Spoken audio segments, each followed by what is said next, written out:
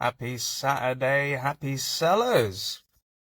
It's Instagram Live. It's about sliding Saturday into my DMs, where I give you an update as to what's been going down in my DMs over the week. Why do I do this? Because every other Saturday I take my son to his drama school, and there's no point in me driving home. And rather than doom scrolling on my phone, I thought I'd create a nice Instagram Live to discuss what's been going down. And then also, to give advice, to give my unfiltered thoughts as well. And a lot has been happening up in this week as well, a really positive week for that. So if you're joining in live, please make sure that you give us a like. Please make sure you share. Please drop a comment down below.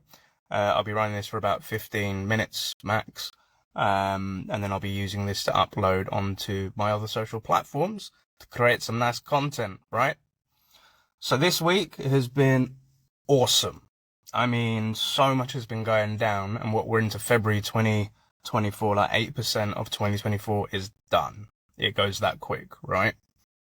But what do we do? So looking through my DMs, got quite a lot going on. The main DM that I got this week that really made me happy was LinkedIn. So LinkedIn sent me a notification to say that I've been given a top sales development badge. So with LinkedIn, if you're contributing towards articles, posts, and content, you can get recognized by this. And your boy, in the world of sales development, which I love, got the badge. Now, that doesn't make me a celeb of any sort, or, it's kind of akin to like the blue badge when you get verified and whatnot. It's nothing like that. But it just means that people actually find my content either interesting, useful, and again, sales development is my bag. So again, a big shout out to everybody that follows, likes, comments, shares, and engages with my content. It's worthwhile. So that was something going into the week with, which was super cool. And in terms of sales coaching, so much has happened, and I'm not surprised, but I'm pleased to hear it when I get these DMs. So let's talk about sales coaching and people that I've been working with for the past year. So majority of the people that I've been catching up with coming into Jan, and we've come out of I wouldn't say we've come out, but we've gone through and we're going through like a tough market, whatnot. Prospecting has been hard for some people and some companies. But about 5 sales development reps or biz dev reps that I've been working with have all come into messages to let me know that they've either hit or overachieved their targets when it comes to prospecting. And majority of them have also been kind of almost like 50% or, really good on February already. So some people have asked me like how has this been achieved? And, when I'm speaking to these people, I ask them, if I'm talking to another sales development rep or SDR, what was the secret to your success? And the majority of them said to me, it's just consistency. Constantly adding people into their sequences, cadences, following up with people regularly, committing to doing what they said they're going to do with their prospects, multi-threading, etc., like making sure their activity is on point. Because in the past, they would give it a bit of a slog, they'd get a bit of success, and then they'd take their foot off the gas. And, the impact of that is you dry up with your prospecting, right? So, but I think the key thing for me as a sales coach, what makes me really happy is a lot of these people I met a year ago, where they're either new to sales or tech, they're kind of still finding their feet, and, with words that they see on social media and LinkedIn, everybody talking about a downturn market, some of them struggled in the early days, right? But, being open to learning, being open to trying new things out, experimenting, taking best practices and implementing them, but being consistent with it, has come back to them and said, Neil, you won't guess what's happened. I've hit target already. And I'm already, got Feb lined up. And the smile on their faces, it's a feeling money can't buy, right? And I absolutely love it. So yeah, a lot of them are doing that. So kind of I said, all right, so if you're there, now what? And they're just like, keep consistent, just keep going, don't stop. And now I think it's a case of you have to go through that path to kind of realize that, because every manager or coach can tell you that, but you yourself as the rep have to experience what that's like. And just being on the receiving end and seeing it, they're thanking you. And I'm just like, dude, it's not me. You're the one that executed it. So be proud in yourself and take this moment, but know that we've still got work to do, right? Another one was somebody that I've been coaching for the past year. They were brand new to tech sales. They'd never been an SDR, and they were actually more mature in terms of age compared to a lot of the SDRs that they work with. But they hit President's Club. And like seeing the LinkedIn post come up with like the award and them saying, it took a village to make this happen, like their co-workers, their manager, their coaches and whatnot. But I remember speaking to this individual where kind of one of their goals for the year was to hit President's Club. And, things were tough. At points they didn't know if they were going to make it, but they wanted to be getting on a plane.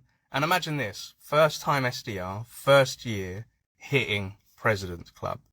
And truth be told, your boy, I've never been to President's Club. I've never been on that. It was never really a goal for me, but I can understand the prestige that comes along with it, and that feeling is a hype.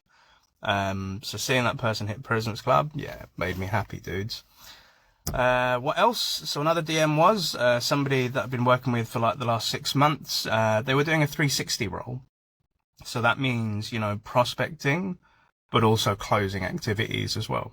And being honest, closing coaching isn't really my bag. It's not my specialty. It's not something that really excites me. I do it, and I close myself, not that much because I don't have to close as much nowadays. But this person, they were working in the hospitality industry, and they had a solution which helps hotels and etc. So those type of decision makers were different to the world that I've been in. So like my experience of industries has been around HR, cybersecurity, finance, but I haven't really worked with a startup that does hospitality too much. But anyway, cut a long story short, this person DM to say that they hit their January targets as well. They're in good stead for Feb, but their company was so happy with their performance that they've decided to put them forward as a sales manager and a sales leader. And to be honest, as their coach, I didn't know that management was on their radar to do that.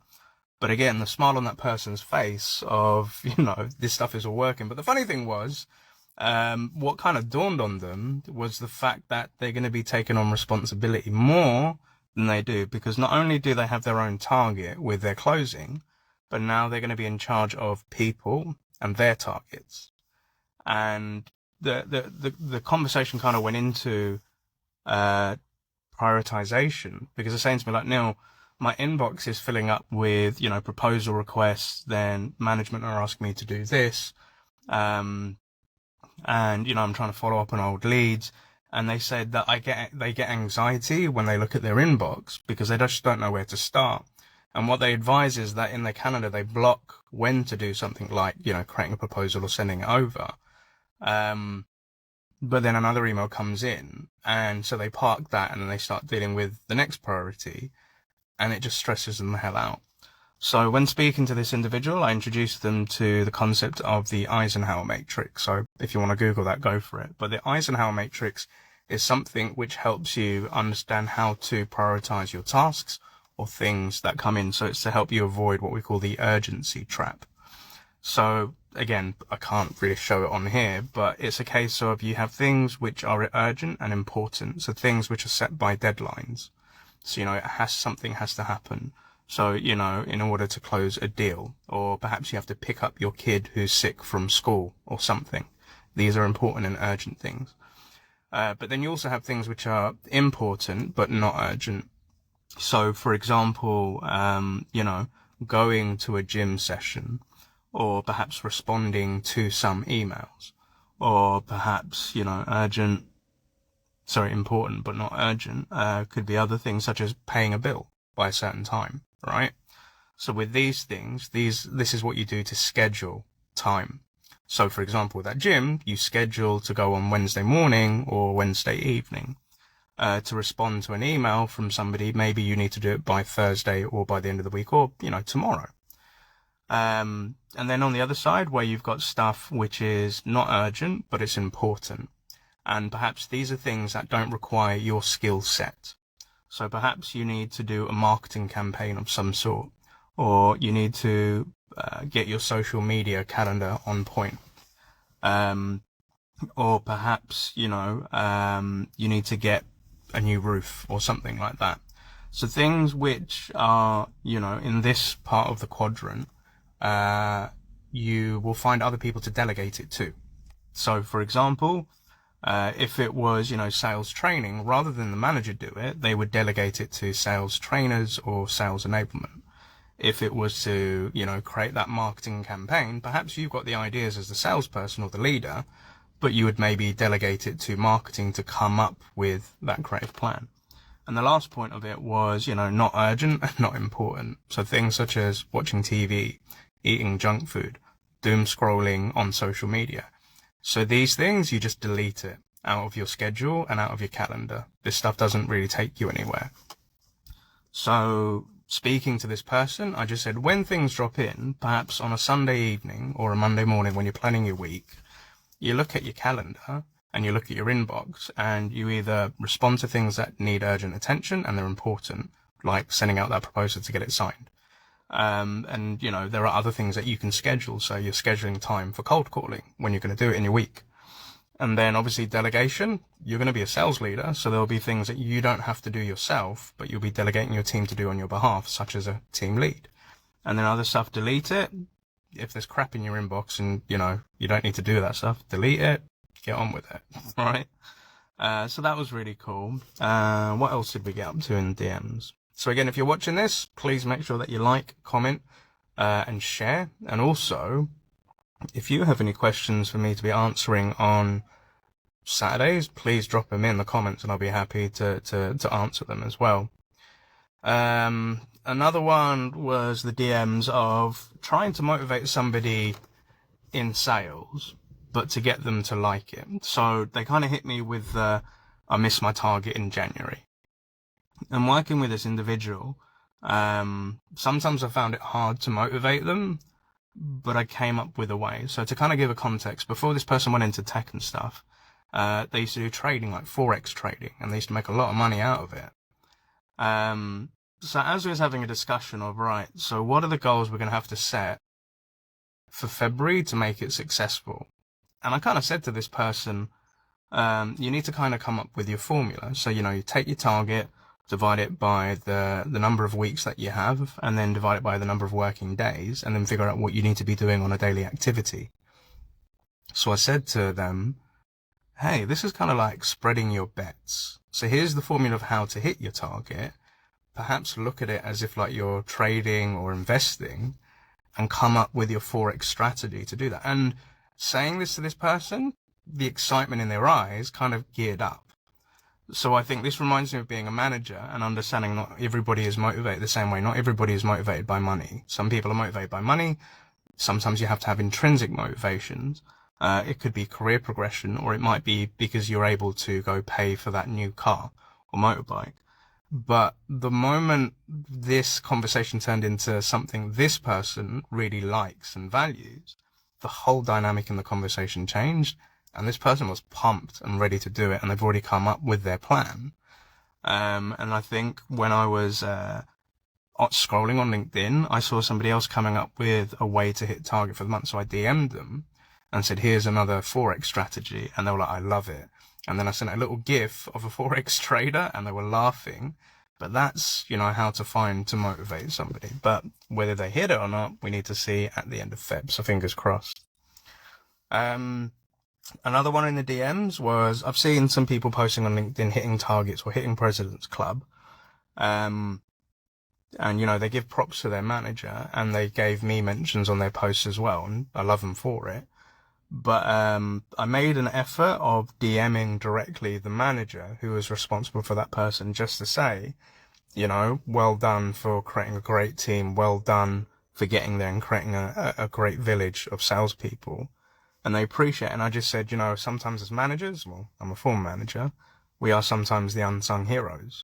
So I think it's always important to recognize leaders as well, because, they're enabling and they're creating these great environments, for people as well. What else has been going on in the DMs? Had one where, let me have a look. Yeah, I had a funny one. So there's this great person on LinkedIn who is all about cold calling. And I've recognized a lot of posts, and what they do is they're like 3,000 hours, the countdown to 3,000 hours of cold calling. So they're literally counting how many hours descending to try and become a great cold caller. And they always post regularly about when things go right or when things go wrong and lessons learned. And I think this is like a really great way to kind of showcase to people that this is the reality of cold calling, because there are so many people on LinkedIn that said, oh, cold calling is dead, or, cold calling isn't dead. And there's just whole debate, it's cold calling, it's just calling, it's just people. But they just talk about the outcomes and they just talk about the results, or they just talk about how to go into it. But I think it's nice to see the during bit, that process there, right? But anyway, with this person, they had a picture of Batman or something, and I could tell they were a bit of a Batman fan. And I kind of put on the comments of, talking about failure and success, and I take the quote from the Dark Knight trilogy, which is, Bruce, why do we fall down? And it's to get back up. That's what Alfred the Butler says to Bruce Wayne. And this person loved it. And then they then turn around and says, well, actually, I'm more of a Joker fan. And then I was just like, oh God. So again, I'm kind of disclosing my wardrobe here, but I actually had a picture of the Joker. And I said to her, isn't it funny that you're talking about the Joker and here's a picture of the Joker? So this then turned into a DM conversation. They just said, Neil, thanks. Really loved what you put on there. And I said, it looks like we've got some DC comic things in common. And then he put, perhaps maybe even more, ? Winky face. And I said to him, what do you mean? And I'll come to the what do you mean question in a moment. But they were just like, they kind of didn't understand what I meant. And I apologized and said, just to be a bit more clearer, I'm going to put a voice note. So I tried to send the voice note. And something's going on with LinkedIn at the minute where you record a voice note in the DM and try to send, it doesn't initially send. It just kind of glitches. And this person then said, sorry, I didn't get the DM. So I looked at my DMs and I had to press send again. But before pressing send again, I thought, I'm just going to type it. So I said, look, to try and come back to clarity, you made a post about this. We made some Dark Knight fun. I then said, we've got some DC common things in. And then you said perhaps something else. And I was like, what do you mean by something else? Are we talking sales or Dark Knight? And they're like, oh, okay, cool. So in sales, Mark Akers, one of the co-founders of My Sales Coach, really taught me the importance of the question, what do you mean? So imagine you're in a sales call and a prospect says, so how do you provide this sort of information? Most of us in sales, when we hear what we think we know they're asking, we hit them with an answer. So we may say, oh, so you get the dashboard, the analytics, you get the numbers, the metrics and all of that. And sometimes your prospects may say, no, that's not what I meant. And what they meant was X, Y, Z. So Mark says, rather than just diving in with an answer and blurting it out as salespeople do, it's always good to ask the question, what do you mean? Because when you do this, you then kind of force the prospect to give context to their question. So that way you get a better understanding and you're able to answer it better. Because he was saying sometimes once he was giving a demo to somebody where they said, how do you do that? And he hit them with that. But the prospect wasn't talking about that. They were talking more about a process. So rather than it's dashboard and analytics, what they were supposed to say was marketing are able to place in existing content to the solution. This is passed then to the end users, to which they can find out where their content has gone. Which is, the correct way rather than dashboard analytics. And I've started to do this as well with a lot of people where they may hit me in the DM and I will ask them the question, what do you mean? So there's a tip. Again, if you're watching this on your sliding into my Saturday DMs, Make sure you put a question down, comment, like, and share, and I'll be happy to answer these every other Saturday as well. So the last one that I kind of want to come on to is one of these people that did hit target. Because prior to them hitting target, this month, last year this person was also put on a PIP. So for those that don't know what PIP is, it's a performance improvement plan. And in the world of sales, when you hear the word PIP, you may poop your pants a little bit, because it can either mean two things. It can either mean, okay, here's a first warning, or secondly, you're on your way out, and this is based on performance if it's been low. And the advice that I've always given to SDRs, being their manager or their coach, is, look, when it comes to targets, if you have a high activity and your target is low, I can defend you and I can bat for you, because it shows that you're trying. Similarly, the other way around, if your target is high, but your activity is low, we don't have a problem because you're on target. However, if activity is low and target is low, I can't really defend you. And this is where, PIPs might come into place. And I've gone through a PIP myself, and I've had to put people on PIPs, right? And delivering that news as a manager is not cool, right? But to give some context with this individual, and for the people that I've put them on and had to work through them, I said you could either look at it in two ways, because I know what goes through a person's mind. It's, right, if this has happened, I need to jump ship before I get fired. And from my point of view, that's a kind of cowardly way out. That's just my personal, unfiltered thoughts on this, right? Because you could look at it in this way. When placed with a PIP, here is an opportunity to kind of prove to yourself that you know how to do this and you've got what it takes. And if you get towards the end of that PIP and you've achieved it and, you've kind of got yourself back on track, then you can take the decision if you want to move on and go elsewhere. Because I think, imagine if you had the PIP and you quit before you completed the PIP, and you go into your next role and they ask you about performance, you're in a bit of a hard place to say, well, I didn't really hit target, so I decided to jump ship. Well, we may make up something, as to what happened. And people find out, people talk. But imagine if you could go for it, hit it, succeed in it, and take the choice of either staying and being super happy in your current role, or knowing that you have the passport to say, yeah, do you know what, I hit a point of underperformance, but I worked my way out of it and I could do it, and now I can go decide and do it elsewhere, right? And, that's kind of how I looked at PIPs when I was put on one, because I knew I could do this, I just wasn't able to figure out. And with a PIP, you have to hit certain activities and metrics, and I've remembered putting people on PIP, and at the beginning, I've advised, how did we get here? Hear their explanation, and then provide the answer as to, it's based on the performance, right? And then I've kind of said to them, as your manager, I'm going to work with you to get this down. So you kind of go into a personal trainer mode, where you're right, we need to do this on calls, we need to do this on emails, we need to do this on LinkedIn, and we need to do it consistently. And you will check with them closely every week. You'll have a catch up to see where they're at. And your role as a manager is to enable them to do this, because you need to give them a fighting chance, right? Because some people just go through those peaks and troughs. And people have told me that they didn't really want to do it, and they didn't believe in PIPs, and they just think they're being hard done by. And some people have gone into victim mentality, and I'm just like, dude, the numbers don't lie. This is where we're at. But, it's my job to help you. And when I've worked through the PIPs with people, they've succeeded, and they've hit it. And I've either had two or three things happen. One, didn't really want to do this PIP, Neil, but now going through it and seeing that I was able to hit my target in this process, I now understand why we do what we do. Again, you have to go through the experience. Others have come to the end of it and said, really hated it. I do understand what is required for me in sales, and I've hit it, yeah, but I've realized I don't want to work in sales anymore. And I'm like, cool. At least you've gone through that experience to come to that conclusion.